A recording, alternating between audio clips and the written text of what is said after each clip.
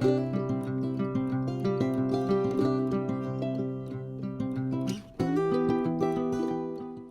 and welcome to The Bottom Line. I'm Pastor Paul Steele from Bethlehem Church in Austin, Minnesota. The Bottom Line is our weekly summary of the previous Sunday's sermon.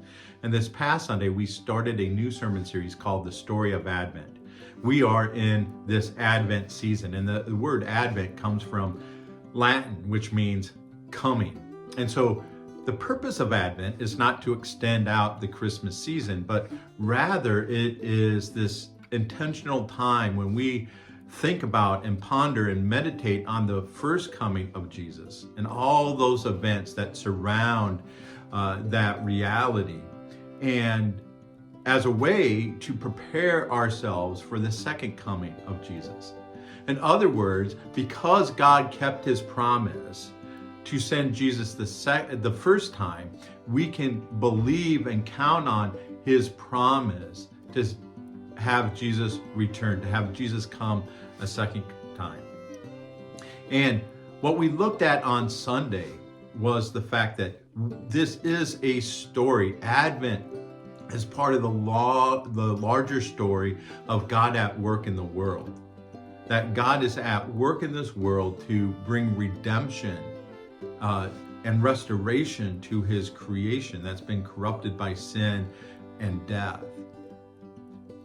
And this story starts back in the Old Testament, and we see glimpses of this in the prophets.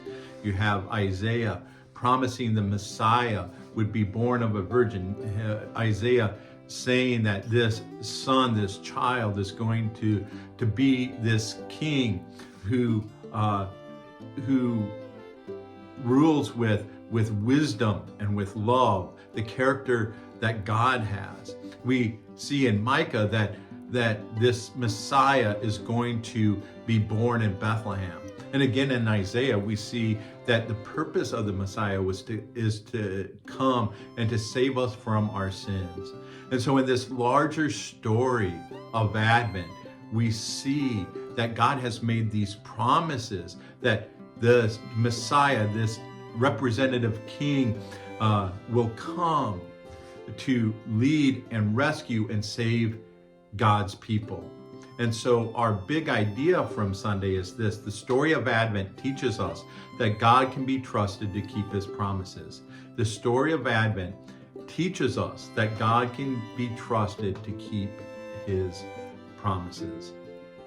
And so the challenge this week is to pray and to thank God for his faithfulness. Each day, thank God for being faithful to his promises, being faithful to his people, and have that gratitude for all the blessings that God has given to us. Thank you for being part of Bethlehem and watching.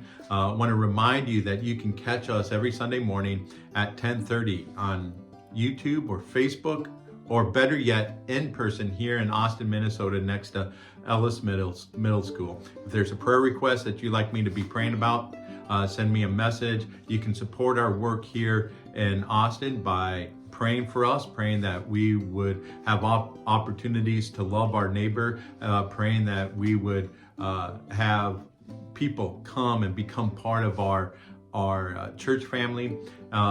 And you can give. You can go to our website, BethlehemChurchAustin.com, and follow the Give tab and give to help support the work we're doing here in Austin.